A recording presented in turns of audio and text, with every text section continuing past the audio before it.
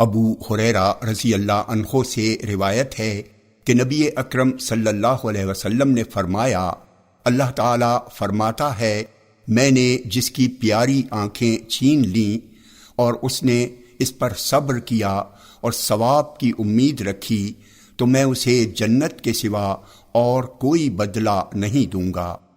جامع ترمذی حدیث نمبر 2401۔ یہ حدیث صحیح ہے۔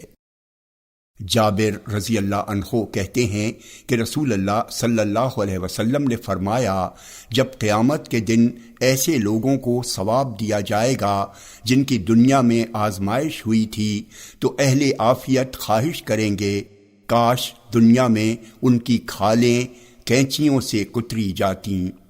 جامع ترمذی حدیث نمبر 2402۔ یہ حدیث حسن ہے۔ عقبہ بن عامر رضی اللہ عنہ کہتے ہیں کہ میں نے عرض کیا، اللہ کے رسول، نجات کی کیا صورت ہے؟ آپ نے فرمایا، اپنی زبان کو قابو میں رکھو، اپنے گھر کی وسعت میں مقید رہو اور اپنی خطاؤں پر روتے رہو۔ جامع ترمذی حدیث نمبر 2406۔ یہ حدیث صحیح ہے۔ ابو سعید خدری رضی اللہ عنہ سے روایت ہے کہ نبی اکرم صلی اللہ علیہ وسلم نے فرمایا، انسان جب صبح کرتا ہے تو اس کے سارے اعضاء زبان کے سامنے اپنی عاجزی کا اظہار کرتے ہیں اور کہتے ہیں، تو ہمارے سلسلے میں اللہ سے ڈر، اس لیے کہ ہم تیرے ساتھ ہیں، اگر تو سیدھی رہی تو ہم سب سیدھے رہیں گے اور اگر تو ٹیڑھی ہو گئی تو ہم سب بھی ٹیڑھے ہو جائیں گے۔ جامع ترمذی حدیث نمبر 2407۔ یہ حدیث حسن ہے۔ سہل بن سعد رضی اللہ عنہ کہتے ہیں کہ رسول اللہ صلی اللہ علیہ وسلم نے فرمایا، جو مجھ سے اپنی دونوں ڈاڑھوں اور دونوں ٹانگوں کے بیچ کا ضامن ہو، میں اس کے لیے جنت کا ضامن ہوں۔ جامع ترمذی حدیث نمبر 2408۔ یہ حدیث حسن صحیح ہے۔ ابو ہریرہ رضی اللہ عنہ کہتے ہیں کہ رسول اللہ صلی اللہ علیہ وسلم نے فرمایا، جسے اللہ نے اس کی ٹانگوں اور ڈاڑھوں کے درمیان کی چیز کے شر و فساد سے بچا لیا، وہ جنت میں داخل ہوگا۔ جامع ترمذی حدیث نمبر 2409۔ یہ حدیث حسن صحیح ہے۔ سفیان بن عبداللہ ثقفی رضی اللہ عنہ کہتے ہیں کہ میں نے عرض کیا، اللہ کے رسول، آپ مجھ سے ایسی بات بیان فرمائیں جسے میں مضبوطی سے پکڑ لوں۔ آپ نے فرمایا، کہو میرا رب اللہ ہے، پھر اسی عہد پر قائم رہو۔ میں نے عرض کیا، اللہ کے رسول، آپ کو مجھ سے کس چیز کا زیادہ خوف ہے؟ آپ نے اپنی زبان پکڑی اور فرمایا، اسی کا زیادہ خوف ہے۔ جامع ترمذی حدیث نمبر 2410۔ یہ حدیث صحیح ہے۔ ابو جحیفہ رضی اللہ عنہ کہتے ہیں کہ رسول اللہ صلی اللہ علیہ وسلم نے سلمان اور ابو دردہ کے مابین بھائی چارہ کروایا تو ایک دن سلمان نے ابو دردہ رضی اللہ عنہ کی زیارت کی، دیکھا کہ ان کی بیوی ام دردہ معمولی کپڑے میں ملبوس ہے، چنانچہ انہوں نے پوچھا، تمہاری اس حالت کی کیا وجہ ہے؟ ان کی بیوی نے جواب دیا، تمہارے بھائی ابو دردہ رضی اللہ عنہ کو دنیا سے کوئی رغبت نہیں ہے کہ جب ابو دردہ گھر آئے تو پہلے انہوں نے سلمان رضی اللہ عنہ کے سامنے کھانا پیش کیا اور کہا، کھاؤ، میں آج روزے سے ہوں۔ سلمان رضی اللہ عنہ نے کہا، میں نہیں کھاؤں گا یہاں تک کہ تم بھی میرے ساتھ کھاؤ۔ چنانچہ سلمان نے بھی کھایا۔ پھر جب رات آئی تو ابو دردہ رضی اللہ عنہ تہجد پڑھنے کے لیے کھڑے ہو گئے تو سلمان نے ان سے کہا، سو جاؤ۔ وہ سو گئے۔ پھر تہجد پڑھنے کے لیے کھڑے ہوئے تو کہا، سو جاؤ۔ چنانچہ وہ سو گئے۔ پھر جب صبح قریب ہوئی تو سلمان نے ان سے کہا، اب اٹھ جاؤ۔ چنانچہ دونوں نے اٹھ کر نماز پڑھی۔ پھر سلمان نے ان سے کہا، تمہارے جسم کا بھی تم پر حق ہے، تمہارے رب کا تم پر حق ہے، تمہارے مہمان کا تم پر حق ہے، تمہاری بیوی کا بھی تم پر حق ہے، اس لیے صاحب حق کو اس کا حق ادا کرو۔ اس کے بعد دونوں نبی اکرم صلی اللہ علیہ وسلم کی خدمت میں حاضر ہوئے اور آپ سے اس گفتگو کا تذکرہ کیا تو آپ نے فرمایا، سلمان نے سچ کہا۔ جامع ترمذی حدیث نمبر 2413، یہ حدیث صحیح ہے۔ عبد الوہاب بن ورد سے روایت ہے کہ ان سے مدینے کے ایک شخص نے بیان کیا، معاویہ رضی اللہ عنہ نے ام المومنین عائشہ رضی اللہ عنہا کے پاس ایک خط لکھا کہ مجھے ایک خط لکھیے اور اس میں کچھ وصیت کیجیے۔ چنانچہ عائشہ رضی اللہ عنہا نے معاویہ رضی اللہ عنہ کے پاس خط لکھا، دعا و سلام کے بعد معلوم ہو کہ میں نے رسول اللہ صلی اللہ علیہ وسلم کو یہ فرماتے ہوئے سنا ہے، جو لوگوں کی ناراضگی میں اللہ تعالیٰ کی رضا کا طالب ہو تو لوگوں سے پہنچنے والی تکلیف کے سلسلے میں اللہ اس کے لیے کافی ہوگا، اور جو اللہ کی ناراضگی میں لوگوں کی رضا کا طالب ہو تو اللہ تعالیٰ انہی لوگوں کو اسے تکلیف دینے کے لیے مقرر کر دے گا۔ جامع ترمذی حدیث نمبر 2414، یہ حدیث صحیح ہے۔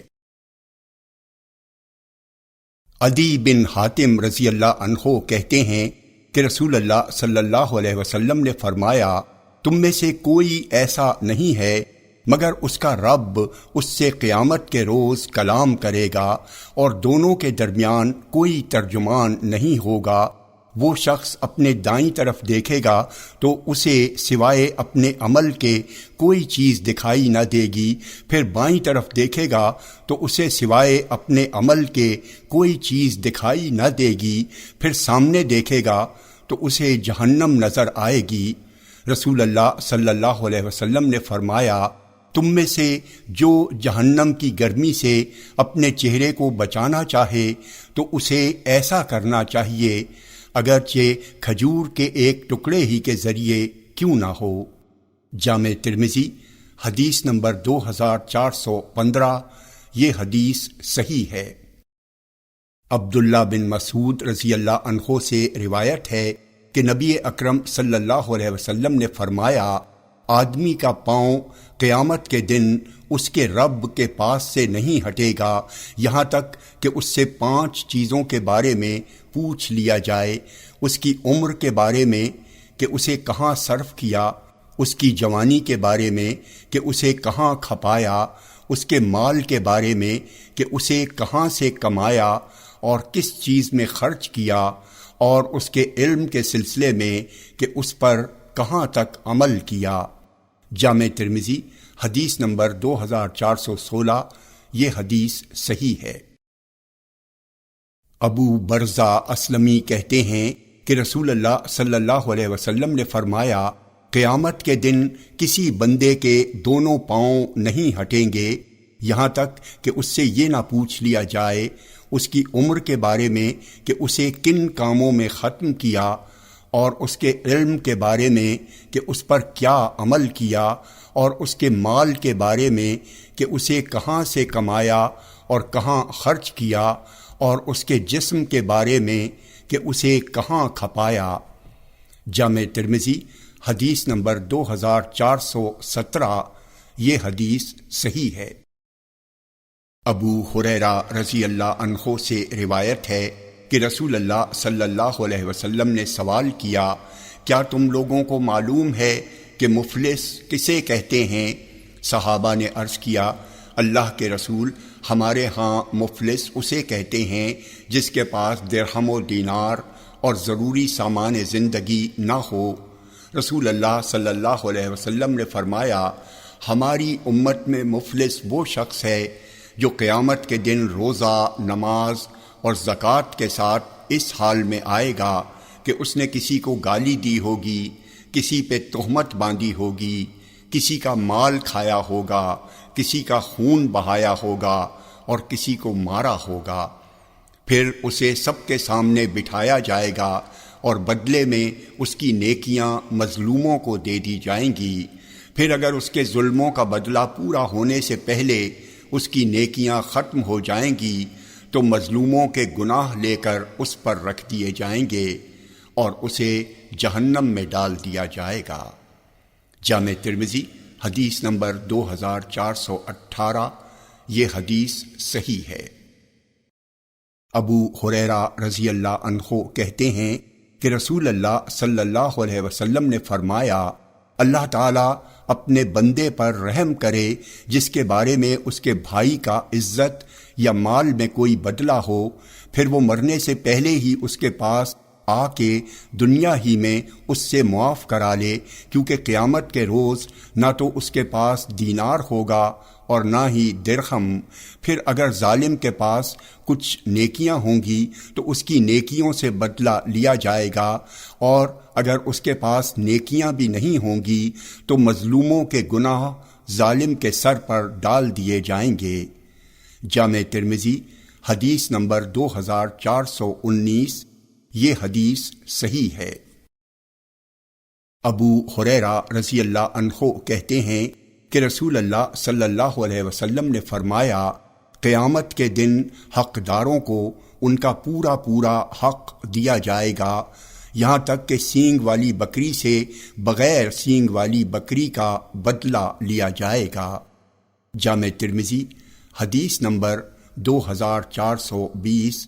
یہ حدیث صحیح ہے۔ مقداد رضی اللہ عنہ کہتے ہیں کہ میں نے رسول اللہ صلی اللہ علیہ وسلم کو یہ فرماتے ہوئے سنا، قیامت کے دن سورج کو بندوں سے قریب کر دیا جائے گا، یہاں تک کہ وہ ان سے 1 میل یا 2 میل کے فاصلے پر ہوگا۔ راوی سلیم بن عامر کہتے ہیں، مجھے نہیں معلوم کہ رسول اللہ صلی اللہ علیہ وسلم نے کون سی میل مراد لی ہے، زمین کی مسافت یا آنکھ میں سرما لگانے کی سلائی۔ پھر سورج انہیں پگھلا دے گا اور لوگ اپنے اعمال کے اعتبار سے پسینے میں ڈوبے ہوں گے، بعض ایڑیوں تک، بعض گھٹنے تک، بعض کمر تک، اور بعض کا پسینہ منہ تک لگام کی مانند ہوگا۔ مقداد رضی اللہ عنہ کا بیان ہے، میں نے دیکھا کہ رسول اللہ صلی اللہ علیہ وسلم اپنے ہاتھ سے اپنے منہ کی طرف اشارہ کر رہے ہیں کہ پسینہ لوگوں کے منہ تک پہنچ جائے گا جیسے کہ لگام لگی ہوتی ہے۔ جامع ترمذی حدیث نمبر 2421۔ یہ حدیث صحیح ہے۔ عبداللہ بن عمر رضی اللہ عنہما سے روایت ہے کہ نبی اکرم صلی اللہ علیہ وسلم نے اس آیت کریمہ کی تلاوت فرمائی، جس دن لوگ رب العالمین کے سامنے کھڑے ہوں گے، اور کہا اس دن لوگ اللہ کے سامنے اس حال میں کھڑے ہوں گے کہ پسینہ ان کے آدھے کانوں تک ہوگا۔ جامع ترمذی حدیث نمبر 2422۔ یہ حدیث صحیح ہے۔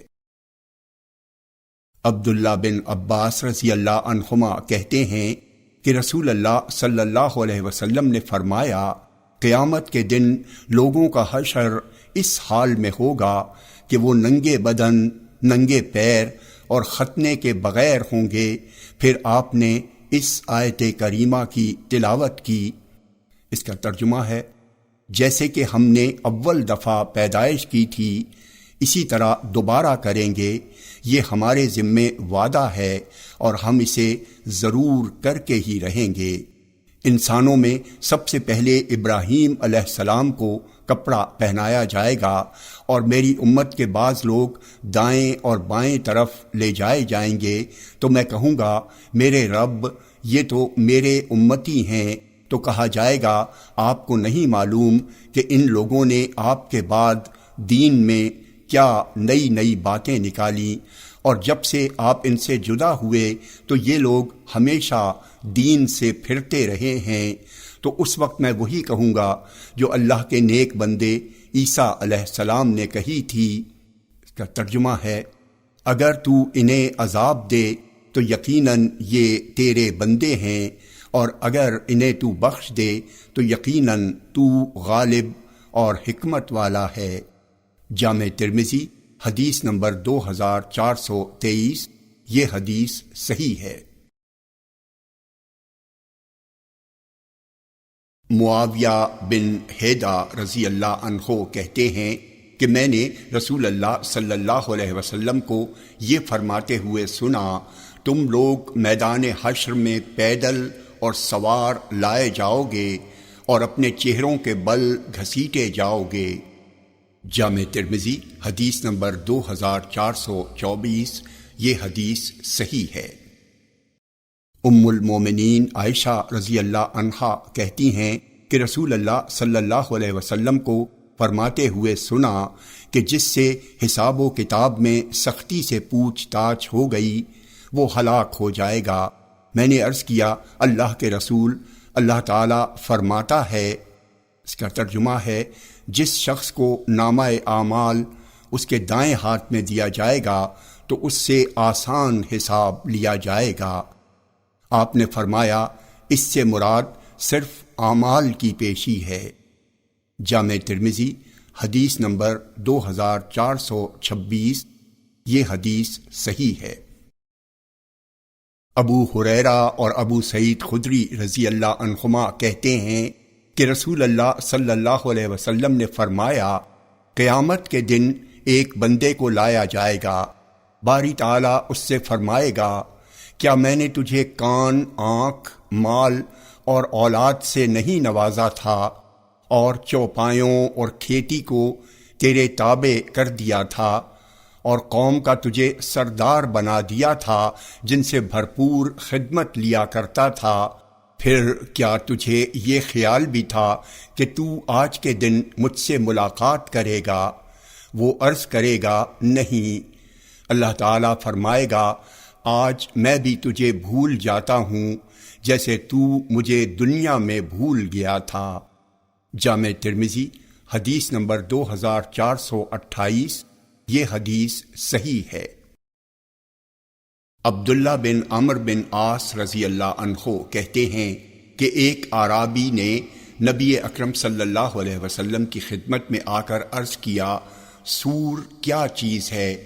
آپ نے فرمایا، ایک سنک ہے جس میں پھونک ماری جائے گی۔ جامع ترمذی حدیث نمبر 2430، یہ حدیث صحیح ہے۔ ابو سعید خدری رضی اللہ عنہ کہتے ہیں کہ رسول اللہ صلی اللہ علیہ وسلم نے فرمایا، میں کیسے آرام کروں جبکہ سور والے اسرافیل علیہ السلام سور کو منہ میں لیے ہوئے اس حکم پر کان لگائے ہوئے ہیں کہ کب پھونکنے کا حکم صادر ہو اور اس میں پھونک ماری جائے۔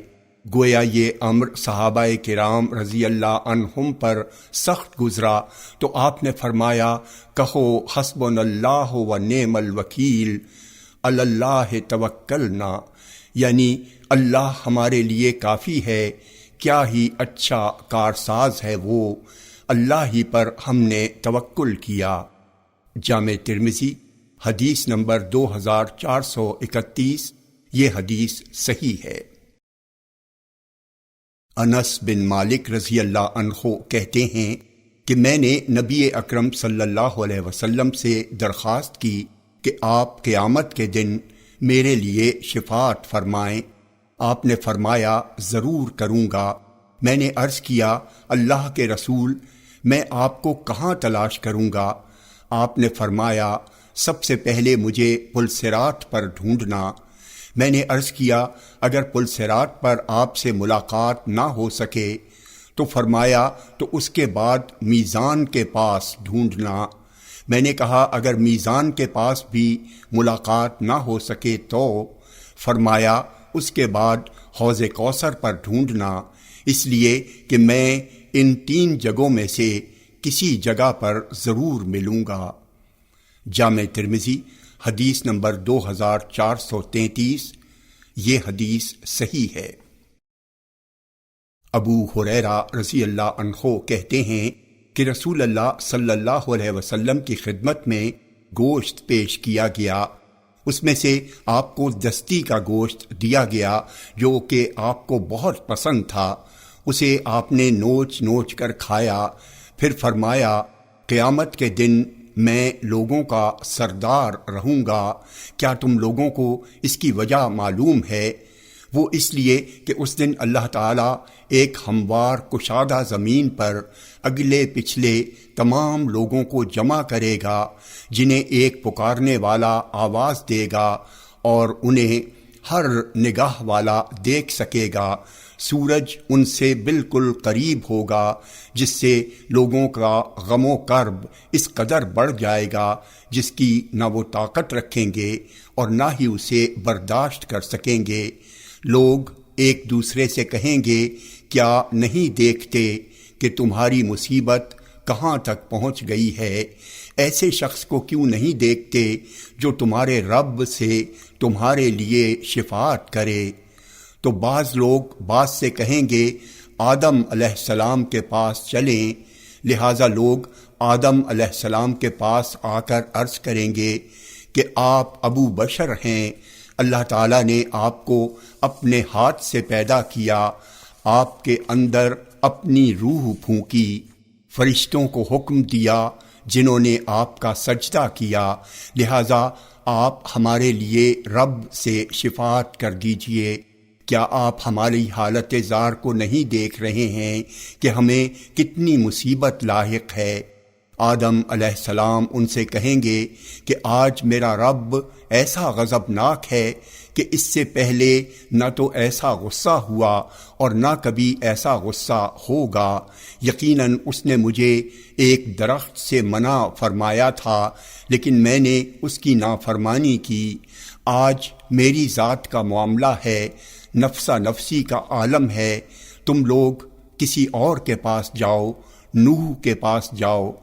چنانچہ وہ لوگ نوح علیہ السلام کے پاس آ کر عرض کریں گے اے نوح، آپ زمین والوں کی طرف بھیجے گئے پہلے رسول تھے، اللہ نے آپ کو شکر گزار بندہ کہا ہے، لہذا آپ ہمارے لیے اپنے رب سے شفاعت کر دیجئے۔ کیا آپ ہماری حالت زار کو نہیں دیکھ رہے ہیں کہ ہمیں کتنی مصیبت لاحق ہے؟ نوح علیہ السلام ان لوگوں سے فرمائیں گے کہ آج میرا رب ایسا غضبناک ہے کہ نہ تو اس سے پہلے ایسا غصہ ہوا اور نہ کبھی ایسا غصہ ہوگا۔ میرے لیے ایک مقبول دعا تھی جسے میں نے اپنی قوم کی ہلاکت کے لیے استعمال کر لیا، اور آج میری ذات کا معاملہ ہے، نفسی نفسی نفسی، تم لوگ کسی اور کے پاس جاؤ، ابراہیم علیہ السلام کے پاس جاؤ۔ چنانچہ وہ لوگ ابراہیم علیہ السلام کے پاس آ کر عرض کریں گے اے ابراہیم، آپ زمین والوں میں سے اللہ کے نبی اور اس کے خلیل یعنی گہرے دوست ہیں، لہذا آپ ہمارے لیے اپنے رب سے شفاعت کر دیجئے۔ کیا آپ ہماری حالت زار کو نہیں دیکھ رہے ہیں؟ وہ فرمائیں گے کہ آج کے دن میرا رب اتنا غضبناک ہے کہ اس سے پہلے نہ تو ایسا غصہ ہوا اور نہ کبھی ایسا غصہ ہوگا، اور میں دنیا کے اندر 3 جھوٹ بول چکا ہوں۔ ابو حیان نے اپنی روایت میں ان تینوں جھوٹ کا ذکر کیا ہے۔ آج میری ذات کا معاملہ ہے، نفسی نفسی نفسی، تم لوگ کسی اور کے پاس جاؤ، موسیٰ کے پاس جاؤ۔ چنانچہ وہ لوگ موسیٰ علیہ السلام کے پاس آ کر عرض کریں گے اے موسیٰ، آپ اللہ کے رسول ہیں، اللہ نے آپ کو اپنی رسالت اور اپنے کلام کے ذریعے تمام لوگوں پر فضیلت عطا کی ہے، لہذا آپ ہمارے لیے اپنے رب سے شفاعت کر دیجئے۔ کیا آپ ہماری حالت زار کو نہیں دیکھ رہے ہیں؟ وہ فرمائیں گے کہ آج کے دن میرا رب اتنا غضبناک ہے کہ اس سے پہلے نہ تو ایسا غصہ ہوا اور نہ کبھی ایسا غصہ ہوگا۔ دنیا کے اندر میں نے ایک شخص کو مار ڈالا تھا جسے مارنے کا مجھے حکم نہیں دیا گیا تھا، آج مجھے اپنی جان کی فکر ہے، نفسی نفسی نفسی، تم لوگ کسی اور کے پاس جاؤ، عیسیٰ کے پاس جاؤ۔ چنانچہ وہ لوگ عیسیٰ علیہ السلام کے پاس آ کر عرض کریں گے، اے عیسیٰ، آپ اللہ کے رسول ہیں اور اس کا کلمہ ہیں جسے اس نے مریم علیہ السلام کی طرف ڈالا، اور آپ اللہ کی روح ہیں، آپ نے لوگوں سے گود ہی میں کلام کیا، لہٰذا آپ ہمارے لیے اپنے رب سے شفاعت کر دیجئے، کیا آپ ہماری حالت زار کو نہیں دیکھ رہے ہیں؟ عیسیٰ علیہ السلام فرمائیں گے، آج کے دن میرا رب اتنا غضبناک ہے کہ اس سے پہلے نہ تو ایسا غصہ ہوا اور نہ کبھی ایسا غصہ ہوگا، اور انہوں نے اپنی کسی غلطی کا ذکر نہیں کیا اور کہا کہ آج تو میری ذات کا معاملہ ہے، نفسی نفسی نفسی، تم لوگ کسی اور کے پاس جاؤ، محمد صلی اللہ علیہ وسلم کے پاس جاؤ۔ ابو ہریرہ رضی اللہ عنہ کہتے ہیں، چنانچہ وہ لوگ محمد صلی اللہ علیہ وسلم کے پاس آ کر عرض کریں گے، اے محمد، آپ اللہ کے رسول اور اس کے آخری نبی ہیں، آپ کے اگلے اور پچھلے تمام گناہ معاف کر دیے گئے ہیں، لہٰذا آپ ہمارے لیے اپنے رب سے شفاعت کیجئے، کیا آپ ہماری حالت زار کو نہیں دیکھ رہے ہیں؟ آگے رسول اللہ صلی اللہ علیہ وسلم فرماتے ہیں، پھر میں چل پڑوں گا اور عرش کے نیچے آ کر اپنے رب کی تعظیم کے لیے سجدے میں گر جاؤں گا، پھر اللہ تعالیٰ میرے اوپر اپنے محامد اور حسن ثنا کو اس قدر کھول دے گا کہ مجھ سے پہلے اتنا کسی پر نہیں کھولا ہوگا۔ پھر مجھ سے کہا جائے گا کہ اے محمد، اپنے سر کو اٹھاؤ اور سوال کرو، اسے پورا کیا جائے گا، اور شفاعت کرو، تمہاری شفاعت قبول کی جائے گی۔ چنانچہ میں اپنا سر اٹھاؤں گا اور کہوں گا، اے میرے رب، میں اپنی امت کی نجات و فلاح مانگتا ہوں، اے میرے رب، میں اپنی امت کی نجات و فلاح مانگتا ہوں، اے میرے رب، میں اپنی امت کی نجات و فلاح مانگتا ہوں۔ اللہ تعالیٰ فرمائے گا، اے محمد، اپنی امت میں سے ان لوگوں کو جنت کے دروازوں میں سے داہنے دروازے سے داخل کر لیں جن پر کوئی حساب و کتاب نہیں ہے، اور یہ سب امت محمد دیگر دروازوں میں بھی داخل ہونے میں اور لوگوں کے ساتھ شریک ہوں گے۔ پھر آپ صلی اللہ علیہ وسلم نے فرمایا، قسم ہے اس ذات کی جس کے ہاتھ میں میری جان ہے، جنت کے پٹوں میں سے دو پٹ کے درمیان کا فاصلہ اتنا ہی ہے جتنا کہ مکہ اور حجر یا مکہ اور بصرہ کے درمیان فاصلہ ہے۔ جامع ترمذی حدیث نمبر 2434، یہ حدیث صحیح ہے۔ انس رضی اللہ عنہ کہتے ہیں کہ رسول اللہ صلی اللہ علیہ وسلم نے فرمایا، میری شفاعت میری امت کے کبیرہ گناہ والوں کے لیے ہوگی۔ جامع ترمذی حدیث نمبر 2435، یہ حدیث صحیح ہے۔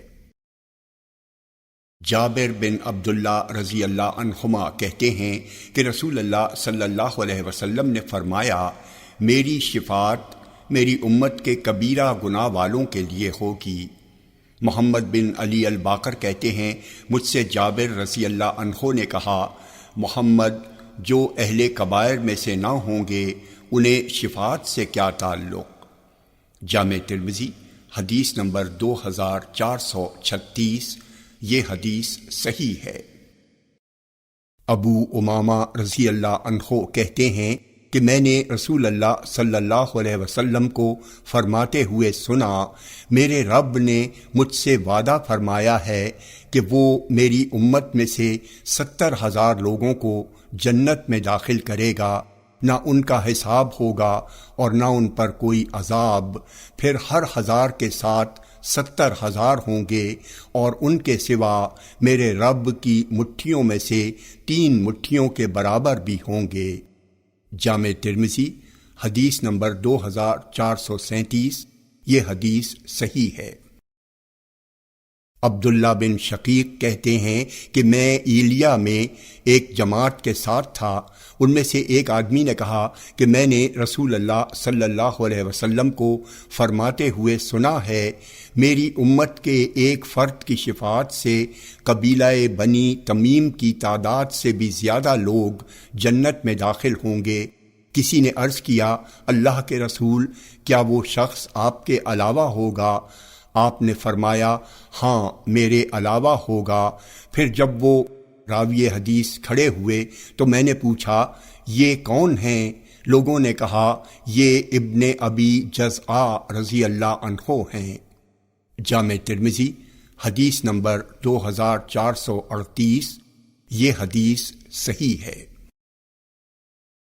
عوف بن مالک اشجعی رضی اللہ عنہ کہتے ہیں کہ رسول اللہ صلی اللہ علیہ وسلم نے فرمایا، میرے رب کی طرف سے ایک آنے والا یعنی جبرائیل علیہ السلام میرے پاس آیا اور مجھے اختیار دیا کہ میری آدھی امت جنت میں داخل ہو یا یہ کہ مجھے شفاعت کا حق حاصل ہو۔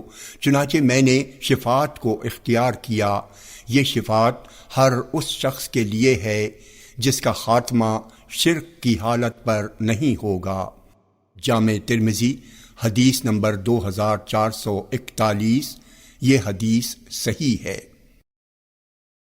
انس بن مالک رضی اللہ عنہ کہتے ہیں کہ رسول اللہ صلی اللہ علیہ وسلم نے فرمایا، بے شک میرے حوض پر آسمان کے تاروں کی تعداد کے برابر پیالے ہیں۔ جامع ترمذی حدیث نمبر 2442۔ یہ حدیث صحیح ہے۔ سمرہ بن جندب رضی اللہ عنہ کہتے ہیں کہ رسول اللہ صلی اللہ علیہ وسلم نے فرمایا، قیامت کے روز ہر نبی کے لیے ایک حوض ہوگا اور وہ آپس میں ایک دوسرے پر فخر کریں گے کہ کس کے حوض پر پانی پینے والے زیادہ جمع ہوتے ہیں، اور مجھے امید ہے کہ میرے حوض پر اللہ کے فضل سے سب سے زیادہ لوگ جمع ہوں گے۔ جامع ترمذی حدیث نمبر 2443۔ یہ حدیث صحیح ہے۔ ابو سلام حبشی کہتے ہیں کہ عمر بن عبدالعزیز نے میرے پاس بلاوے کا پیغام بھیجا، چنانچہ میں ڈاک سواری خچر پر سوار ہو کر آپ کے پاس پہنچا۔ میں نے کہا، اے امیر المومنین، ڈاک سواری خچر کی سواری مجھ پر شاق گزری۔ تو انہوں نے کہا، ابو سلام، میں تمہیں تکلیف دینا نہیں چاہتا تھا، لیکن میں نے تمہارے بارے میں یہ سنا ہے کہ تم ثوبان رضی اللہ عنہ کے واسطے سے نبی اکرم صلی اللہ علیہ وسلم سے حوض کوثر کے بارے میں ایک حدیث روایت کرتے ہو۔ چنانچہ میری یہ خواہش ہوئی کہ وہ حدیث تم سے براہ راست سن لوں۔ ابو سلام نے کہا، ثوبان رضی اللہ عنہ نے مجھ سے بیان کیا کہ رسول اللہ صلی اللہ علیہ وسلم نے فرمایا، میرا حوض اتنا بڑا ہے جتنا عدن سے اردن والے عمان تک کا فاصلہ ہے، اس کا پانی دودھ سے زیادہ سفید اور شہد سے زیادہ میٹھا ہے، اس کے پیالے آسمان کے تاروں کی تعداد کے برابر ہیں، اس سے جو ایک مرتبہ پی لے گا کبھی پیاسا نہ ہوگا۔ سب سے پہلے اس پر فقراء مہاجرین پہنچیں گے جن کے سر دھول سے اٹے ہوں گے اور ان کے کپڑے میلے کچیلے ہوں گے، جو ناز و نام والی عورتوں سے نکاح نہیں کر سکتے اور نہ ان کے لیے جاہ و منزلت کے دروازے کھولے جاتے۔ عمر بن عبدالعزیز نے کہا، لیکن میں نے تو ناز و نعم میں پلی عورتوں سے نکاح کیا اور میرے لیے جاہ و منزلت کے دروازے بھی کھولے گئے۔ میں نے فاطمہ بنت عبد الملک سے نکاح کیا، البتہ اتنی بات ضرور ہے کہ میں اپنے سر کو نہیں دھوتا یہاں تک کہ وہ غبار آلود نہ ہو جائے، اور اپنے بدن کے کپڑے اس وقت تک نہیں دھوتا جب تک کہ میلے نہ ہو جائیں۔ جامع ترمذی حدیث نمبر 2444۔ یہ حدیث صحیح ہے۔